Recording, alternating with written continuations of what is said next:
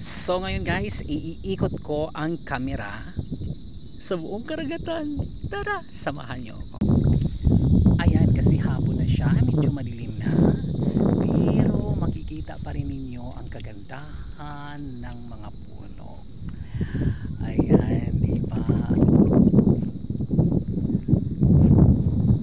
Mas marami pa rin sumisipol at unti-unting lumalaking mga punong kahoy dito sa karagatan. Yan. So sa part na yan doon, lahat na yan is mangroves. Diba? Tuwang-tuwa ang mga ibon dahil mayroon pa rin silang nadadapo ang mga punong kahoy.